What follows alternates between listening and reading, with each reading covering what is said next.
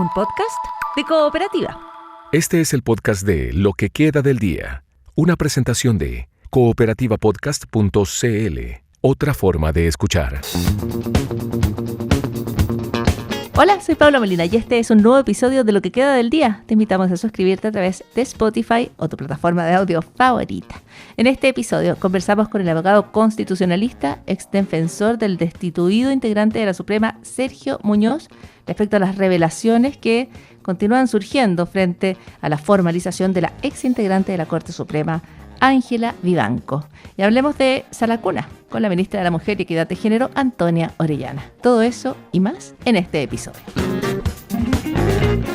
Comenzamos con el caso Vivanco, donde se acusa ante la justicia a Ángela Vivanco, exministra de la Corte Suprema, de haber recibido coimas para influir en los fallos de la Suprema que terminaron favoreciendo al consorcio CBM en un litigio frente a Codelco.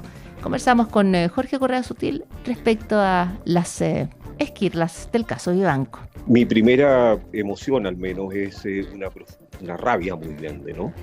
Personas colocadas en ese nivel de privilegio, cuya principal característica debe ser la probidad y la independencia y la imparcialidad, que se hayan reunido, es cierto que todavía no están juzgados, pero se han reunido suficientes antecedentes para que ella, su cónyuge, estén detenidos, se hayan sido formalizados, y hay otros integrantes de tribunales superiores de justicia que también están bajo investigación penal. Entonces, me parece que esto es una trampa al país enorme. Y me produce mucha preocupación porque me parece que nada puede desprestigiar más al Poder Judicial que esto. Es muy injusto. El Poder Judicial no tiene una corrupción generalizada. Yo sé que mucha gente no me va a creer, pero yo los conozco bien, digamos, y trabajo allí. No soy juez, pero trabajo con jueces. Y no hay corrupción generalizada, pero naturalmente la gente va a percibir que hay corrupción, y es muy grave la corrupción en el Poder Judicial, Paul, y con esto termino. No se trata solo de recibir dineros indebidos, se trata de que una persona que está puesta como un tercero imparcial para juzgar conflictos entre partes, y que se le pone allí precisamente porque es imparcial, bueno, está, parece, vendiendo sus fallos. Entonces, eso hace que la desconfianza cuando uno ingresa al sistema judicial sea enorme. Ya no se trata solo de que el juez no me entienda mis argumentos, se trata de que el juez recibió un conjunto de plata y falló en contra mía. Bueno, no puedo entrar confiado al Poder Judicial. Claro, o sea, se trata simplemente de que no hay justicia, no hay esperanza de justicia. La justicia puede ser imperfecta, pero no puede estar comprada, ¿no es cierto? Claro, ahora, claro. Hay un tercer escenario, y es que no se trate de una corrupción generalizada. Efectivamente, aquí estamos por lo menos frente a un caso individual en el que se está estudiando corrupción, pero la otra posibilidad, o una complementaria, es que lo que exista sea una crisis estructural del Poder Judicial. Sí, las dos cosas. No sé si hay una crisis estructural, porque cuando uno habla de crisis estructural se empieza a hablar de refundar. No, aquí hay dos problemas que están íntimamente ligados: el de la corrupción y el del tráfico de influencia, particularmente entre la política y el Poder Judicial. Dos problemas muy serios, donde el diseño institucional que tenemos y las prácticas hacen que eso aliente, esas normas y esas prácticas alienten el tráfico de influencia y permitan o abran la puerta a la corrupción. Entonces, eso hay que modificarlo, y es urgente modificarlo, y no se trata de refundarlo todo, pero hay que cambiar algunas cosas importantes. ¿Hay expectativas de que esos cambios importantes ocurran o se abra el espacio para ellos, considerando las circunstancias, camino a un nuevo gobierno, ¿no es cierto?, una nueva administración, un Congreso fragmentado, una análisis perspectiva muy reservada de poder lograr acuerdos para reformas como la que se requeriría en el caso de la justicia chilena para abordar estas cuestiones puntuales que usted está identificando? ¿Hay expectativas de reformas, de cambios? Yo creo que sí, Paula. En la medida en que hay escándalos como esto, se produce consenso de que hay que reformar. Lo que a mí me preocupa es que se hagan malas reformas y terminemos igual o peor. A mí me parece que el proyecto que presentó el actual gobierno es extraordinariamente malo, no soluciona los problemas que existen y crea nuevos. Y que el proyecto que ahora tiene Johannes Kaiser y por el cual ha insistido esto de que el Poder Judicial hace la quina y luego se hace la tómbola o sorteo, bueno, no soluciona buena parte del problema. Hay que pensar que Ángela Vivanco y los demás, los ministros defenestrados fueron todos puestos en una quina o en una terna por el Poder Judicial. Entonces, no es solo la intervención del Poder Político, es que en la confección de la terna o la quina por el Poder Judicial se están haciendo malas prácticas. Eso podría corregirlo el Poder Judicial sin necesidad de mucha reforma legal. Bastaría con que cambiaran sus prácticas, que no designaran los 21, que hicieran exámenes mucho más acuciosos de los que hacen, que hicieran entrevistas, que deliberaran mucho más profundamente. Esto no se resuelve en una sesión, porque en una sesión usted no confía. Y entonces lo que pasa, Paula, es que típicamente el que tiene que resolver, sea el ministro de Justicia, sea el presidente de la República, sea la Corte Suprema, sabe que no se va a poder formar una buena opinión sobre la base de lo que oiga en una sesión o en ninguna sesión en el caso del ministro de Justicia. Entonces abre la puerta a que alguien le cuente cómo son los candidatos. Y cuando abre la puerta a que alguien le cuente cómo son los candidatos, ese alguien es típicamente un operador. Y ese operador le recomienda a tal o cual ministro, pero como son operadores relativamente vivos, le cobra algo a ese ministro por su nombramiento. Desde luego lo llama y le dice, oye, estamos súper bien, está ahí en la final, yo te estoy recomendando con el ministro no sé cuánto o con el ministro de Justicia, pero tenemos que destruirle el crédito del no sé quién que es tu oponente. Entran en una conversación en la cual un juez no puede entrar. Y los jueces que quieren ascender saben que sin esa conversación no ascienden. La ministra Letelier, cuando le dijeron que había pedido a alguien que la recomendara y le llamaron la atención y iban a juzgarla prácticamente en la Corte Suprema, dijo, ¿y ustedes creen que llegaron aquí por obra y gracias al Espíritu Santo? Todos, o buena parte de ellos, han hecho eso mismo. Y los senadores, desde luego, bueno, había un senador que los citaba a su casa y el besamano se producía en privado a un ministro de Corte que quería ascender a la Corte Suprema. Una ministra muy prestigiada, Dora Lucic, entendiendo que no podía llegar a la Corte Suprema sin alguna ayuda, bueno, contrató a un operador, y lo contrató por precio, creo. Bueno, eso lo hace una ministra de mucha honorabilidad y de mucha integridad, porque sabe que de otra manera no llega. Entonces el sistema alienta que ese sea el mecanismo, el de las recomendaciones, porque en la elección se hace sin transparencia alguna. Y además está metido el Senado, que nada tiene que hacer, creo yo, en esta materia.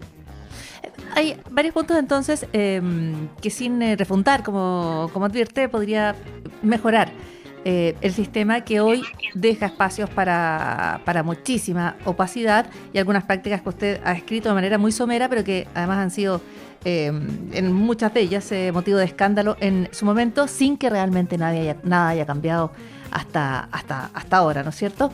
Le quiero preguntar por el caso de Sergio Muñoz, ¿no? Él está 20 años en la Corte Suprema y es removido de su cargo en una acusación constitucional que además de alguna manera se analiza o se entiende como empatada con la acusación contra Ángela Vivanco, ¿no es cierto? Y hay antecedentes que están surgiendo en el marco de la propia declaración de Sergio Muñoz, en este mismo caso, que abren razonables preguntas respecto a qué ocurrió con el juez, ¿no es cierto? Cuando él dice que le advierte el ministro Matus, otro integrante de la Suprema, ten cuidado porque el próximo que celebrará expediente en la Comisión de Ética serás tú. Y eso, cuando él fija postura respecto a la investigación de otros antecedentes, ¿no es cierto? Le dice, los abogados de Fundamenta hace rato que te andan buscando. ¿Cómo analiza ese antecedente a la luz de lo que estamos conversando? Paula, yo en esa materia no soy un observador ajeno, digamos. Claro. Fui abogado de Sergio Muñoz y llegué a la convicción, y la tengo absolutamente, que Sergio Muñoz fue destituido por sus posiciones frente al derecho y su forma de resolver. No muy formalista, o pues llamarlo así, no formalista, activista lo llaman algunos, póngale ese apellido, y más bien progresista. O sea, partidario de los deudores en vez de los acreedores, partidario de, en fin. Claro, por sus ideas, del medio ambiente. Por su perspectiva, por su pensamiento. Pero es que eso es distinto a esto. Eso es distinto a que los abogados de Fundamenta, pero que eran... porque a él lo acusaron por un caso de corrupción, pero ese caso de corrupción no existía. Y la Cámara no quiso investigarlo. Esa acusación de corrupción estaba sostenida en un testimonio que había sido dado ante notario.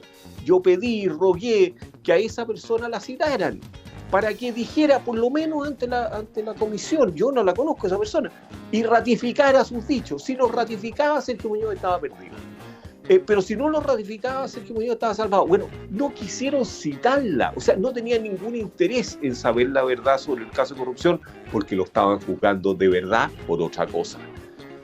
Y me lo dijeron 3 o 4 parlamentarios que son muy francos, y me dijeron, oye Jorge, no sigáis levantando el problema del supuesto acto de corrupción, si sabemos que no existió. Si a Muñoz nos lo estamos echando, o sea, lo estamos matando, lo estamos sacando del Poder Judicial, porque no es un juez, es un activista.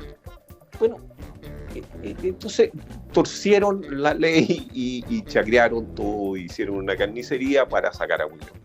O sea, usted dice, fuerte acusación es Jorge Urra. Sí, lo entiendo, pero el antecedente respecto a que los abogados de Fundamenta eran Mario Vargas y Eduardo Lagos, que hoy están en el centro de la investigación. No eran directamente, pero estaban detrás de esa causa, sí. En la lista administrativa ambiental. A Sergio Muñoz necesitaban dañarlo para que Sergio Muñoz saliera de esa causa. Y lograron que saliera de esa causa.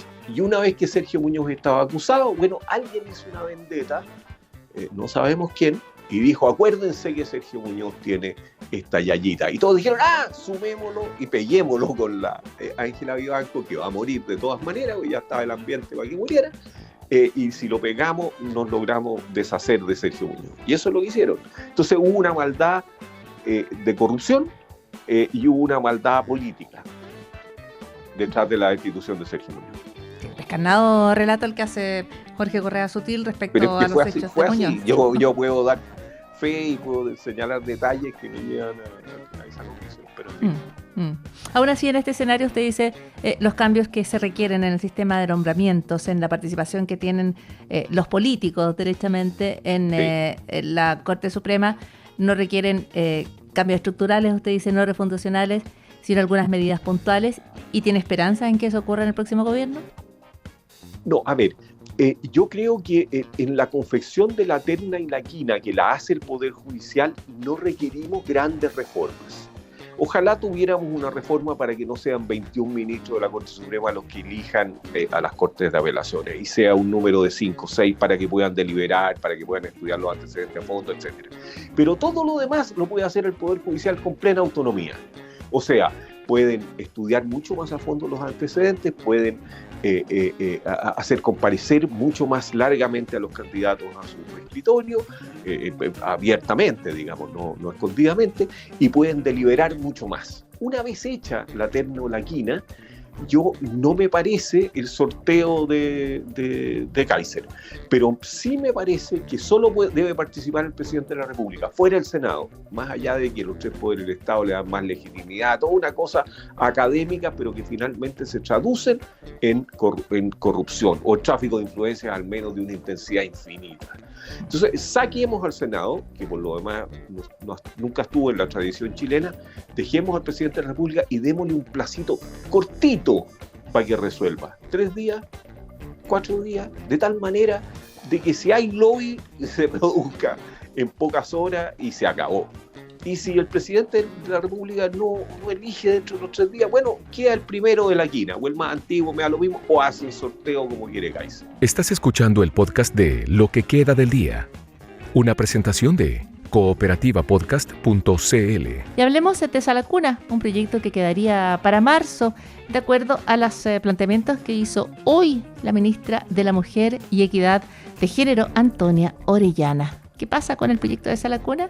Y otros temas los conversamos en esta entrevista. La verdad, más que nada de decepción, porque sin dejar de obviar nuestras diferencias políticas, nosotras ya hemos sacado varios proyectos de ley del Congreso, algunos atascados por años como la ley integral, otros nuevos y que fueron unánimes como la ley Papito Corazón, y sin embargo acá yo creo que se incumplió una cuestión que es básica, que es que una persona que está en política tenemos nuestra palabra.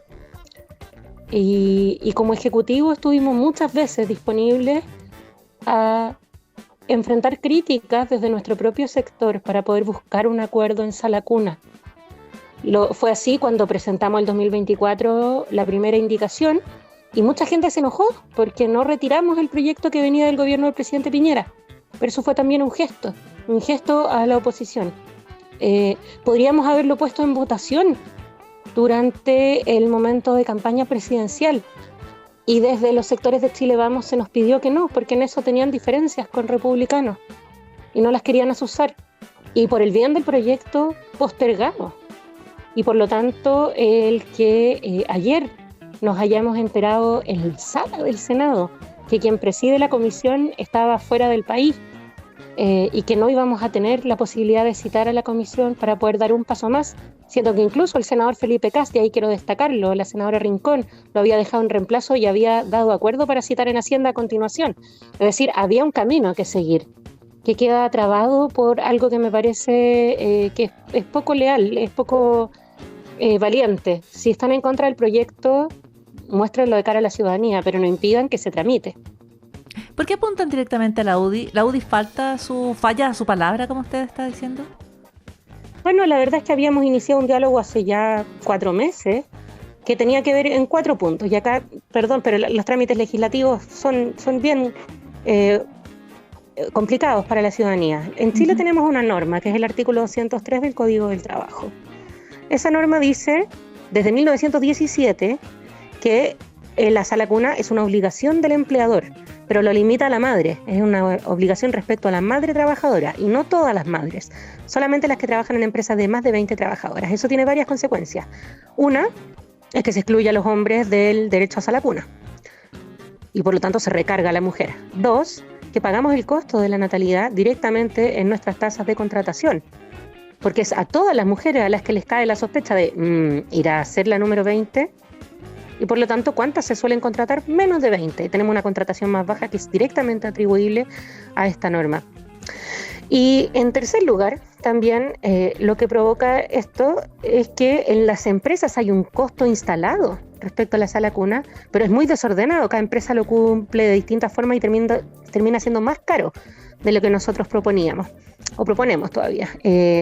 Y en ese sentido habíamos acotado ya el debate después de 2 años de trámite y otra ley que fue necesaria para esto, porque estos días que ya estamos preparando el traspaso, es bueno recordar que el proyecto que venía del gobierno del presidente Piñera, si bien compartimos algunos principios y por eso no lo retiramos, tenía una diferencia fundamental y es que no consideraba el aspecto educativo. Y tuvo grandes movilizaciones de las educadoras de párvulos, no sé si lo recuerdas, Sí. Paula. Y por lo tanto nosotros tramitamos en paralelo un proyecto que ya es ley, que es el de modernización parvularia, y permitió ampliar la cantidad de cupos disponibles en los jardines BTF Integre Junji. Entonces acá se han hecho muchas gestiones. Es falso, en primer lugar, que esto sea un debate de última hora. Lo iniciamos el 2024 y precisamente para habilitarlo, para que no se discutiera a través de paros, que no se discutiera con cargo a los trabajadores del sistema educativo, es que incluimos la ley de modernización parvularia, que demoró 1 año.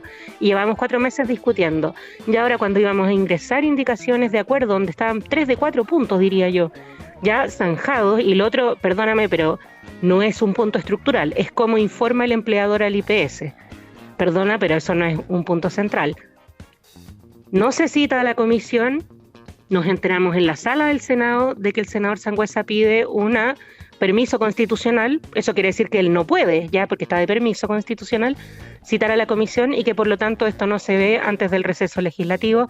Nos va a quedar quizás una semana durante marzo, la primera semana de marzo que está ya convocada con esta legislatura, pero yo de verdad lamento mucho porque hicimos muchos gestos en una convicción de que ese millón de mujeres que están fuera del mercado laboral por motivos familiares merecían este esfuerzo y lamentablemente, sin siquiera dar los argumentos, sino evitando citar a la sesión, perdemos la oportunidad.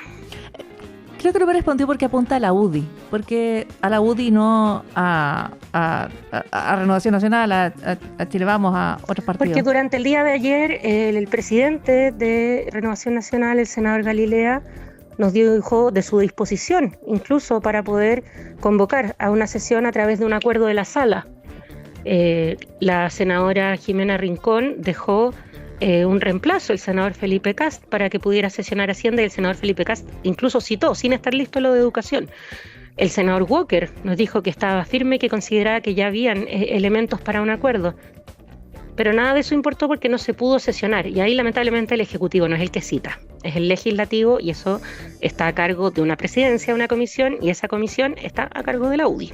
Usted misma dice que hay otros momentos y otros proyectos de ley que se logran sacar adelante con votos, por ejemplo, de Chile Vamos, porque hay un consenso, porque hay una conversación, porque hay decisiones del gobierno como incluso, por ejemplo, postergar la conversación. Se postergó la conversación de Sala Cuna para no forzar la votación durante la campaña presidencial, porque eso habría dividido o remarcado las diferencias entre Chile Vamos y Republicanos. A la luz de los resultados, ¿no parece haber sido tan buena estrategia?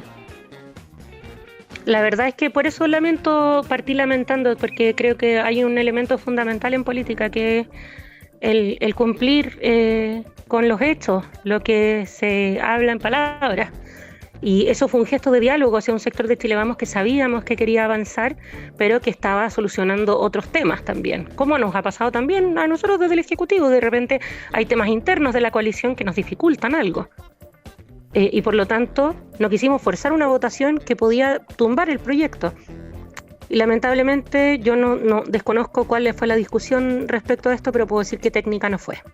Ya, y si la discusión no es técnica, y en general hay un consenso respecto a que se necesita Sala Cuna no solo allí donde trabajan mujeres, sino que también donde trabajan hombres. Si nadie puede estar contra el cuidado de los más pequeños, ¿no es cierto? De alguna manera lo que usted sugiere es que se dilata el proyecto exprofeso, y eso podría explicar años de dilación, porque esta no es la primera postergación del proyecto de Sala Cuna. En el fondo, y no en la técnica, en el fondo, ¿dónde está el parteaguas del proyecto de Sala Cuna? ¿Dónde se dividen las voluntades? ¿Dónde dejamos de encontrarnos en que es necesario Sala Cuna? Eso yo creo que hay que preguntárselo a los senadores de la UDI, porque la verdad, el día de ayer, todos los senadores del resto de la oposición, excepto la UDI y Republicanos, nos manifestaron, con los que hablamos, nos manifestaron que consideraban que estábamos muy, muy cerca de un acuerdo como nunca se había estado. Y aquí quiero insistir en un punto, que es el diálogo social. Nunca, desde que se empezó a discutir este tema en nuestro país, en 1997, en la época actual, habíamos logrado sentar en la misma mesa a los sectores de derecha, a la CUT, y a los sindicatos de las trabajadoras de la educación parvularia, haciendo sus puntos y pudiendo llegar a acuerdos. Eso nos permitió sacar la primera ley respecto a la educación parvularia en 10 años, que fue la ley de modernización, que amplió los cupos disponibles, preparando precisamente al sistema. Y por lo tanto, a mí me parece que es una oportunidad perdida, que espero que se recapacite. En ese espacio para recapacitación, como dice usted, ¿cuánto margen queda para aprobar Sala Cuna antes de que termine el gobierno del presidente Boric? Bueno, nosotros como Ejecutivo nos queda una semana legislativa después de esta, que es la del 2 de marzo. De ahí en adelante serán otros quienes tomarán la posta, pero el problema de la baja tasa de contratación femenina, el problema de la cobertura del derecho a Sala Cuna, porque hay que recordar que bajo la normativa actual, además, no se puede cumplir el derecho a Sala Cuna en los jardines públicos, que en muchos lugares son los únicos que hay. Entonces hay una segregación que es poco útil. El problema de las empresas, que les sale más caro que la propuesta que teníamos nosotros cumplir con este derecho, no va a desaparecer por postergar el debate. En esa postergación del debate llega un nuevo gobierno, el gobierno del presidente electo José Antonio Kast, y la cartera de la mujer queda a cargo de Judith Marín. Usted ya ha planteado las diferencias de republicanos con el proyecto de Sala Cuna. ¿Qué expectativas tiene de que efectivamente avanzara bajo un gobierno de José Antonio Kast? Bueno, creo que eso es algo que no puedo responder a nombre del próximo gobierno. Sí, creo que la ministra entrante ha señalado que le preocupan los temas laborales de las mujeres, y en eso siempre vamos a estar disponibles a discutir, siempre que sea con corresponsabilidad, es decir, que no se castigue a las mujeres por la maternidad y se considere también a los padres, que es la forma de compartir esto, mientras no sea un retroceso laboral. Es decir, que no termine habiendo menos gente con protección de este derecho que la que había antes. Y, en tercer lugar, que se consideren los estándares educativos, que eran acuerdos que de hecho habíamos logrado, pero no logramos llevar a una votación. Y en las nuevas tratativas que requeriría seguir adelante con este proyecto, eventualmente, si no se cumplen algunas de las directrices que usted ha descrito aquí, pasarían a ser como oposición las fuerzas que de alguna manera se opondrían al proyecto de Sala Cuna bajo condiciones que fueran como las que usted describe, que no le parece que sean aceptables. Podría seguir lo que quiero decir es que este proyecto puede seguir entrampado por mucho tiempo más. Eso creo que ya es, desde la última semana legislativa ya no es determinación nuestra. En ese sentido, creo que el próximo ministro de la Secretaría General de la Presidencia, el senador García Ruminot, es alguien que conoce bien el proyecto, porque le tocó tramitarlo en la Comisión de Trabajo, donde de hecho ya lo habíamos logrado aprobar con un debate bastante sustantivo, y desde donde salió la propuesta de negociar los 4 puntos que quedaban.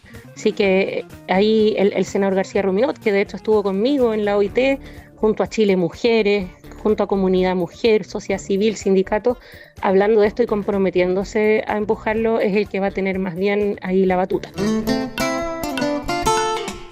Continuamos en lo que queda del día, donde nos gustan mucho las estrellas de mar. ¿Sí? ¿Tiempos de playa te gusta? Para verlas de lejos, no para sacarlas de las rocas, ni mucho menos. Bueno, ¿te has preguntado cómo una estrella de mar puede moverse? Tiene 5 brazos y bajo cada brazo muchos pies, cientos de pies. La cosa es que la estrella se mueve y no tiene cerebro. Pero no solo se mueve, trepa, cruza superficies resbalosas, avanza, incluso puede moverse boca abajo. La estrella de mar se mueve como si supiera exactamente qué está haciendo. Y un nuevo estudio prueba que ese orden no viene de un centro de control, un cerebro, sino de una capacidad de coordinación muy simple pero muy eficaz. Cada brazo está cubierto por filas de pequeños pies hidráulicos que se pegan y se despegan del suelo, como una ventosa. Ningún pie recibe ninguna orden, pero todos responden a la carga, a la presión que sienten. Y si el cuerpo pesa más o la superficie es más difícil, el pie se queda pegado un poquito más y luego se suelta. Si siente menor presión, si el esfuerzo es menos, se despega antes. O sea, en una metáfora muy bonita, es como un grupo de personas cuando va cruzando un río sobre piedras. Nadie dirige, pero cada persona va ajustando el paso, ¿no es cierto? Prueba si la roca se mueve o no y sigue adelante. Y así cruza la fila de personas. Bueno, así se mueve más o menos una estrella de mar. ¿Cómo probaron esto? Observando las estrellas de mar caminar. Las pusieron en una investigación sobre un vidrio que iluminaba cada pisada. Y luego fueron colocando pequeños pesos como mochilitas. Y el resultado fue claro: cuando había un peso mayor, los pies se aferraban por más tiempo, la estrella avanzaba de manera más lenta y más cuidadosa, a diferencia de cuando era menos peso. Hicieron todo tipo de pruebas con las estrellas y los pies iban ajustando su comportamiento automáticamente. ¿Por qué importa todo esto? Porque muestra que no es necesario un cerebro para coordinar acciones complejas, por lo menos no en la estrella. Un sistema descentralizado puede generar movimientos muy eficientes y muy adaptables. ¿A quién le importa eso? Por ejemplo, a las personas que diseñan robots que se tengan que mover en terrenos difíciles o en el espacio exterior. La investigación de hecho fue realizada por un equipo internacional y se publicó en Proceedings of the National Academy of Science. Así que a veces la inteligencia no está en mandar, sino en adaptarse al entorno. Y eso también es parte de lo que queda del día. Aquí termina el podcast de Lo que queda del día. Lo escuchas en vivo de lunes a viernes desde las 4 de la tarde en Radio Cooperativa. y todos los días en cooperativapodcast.cl.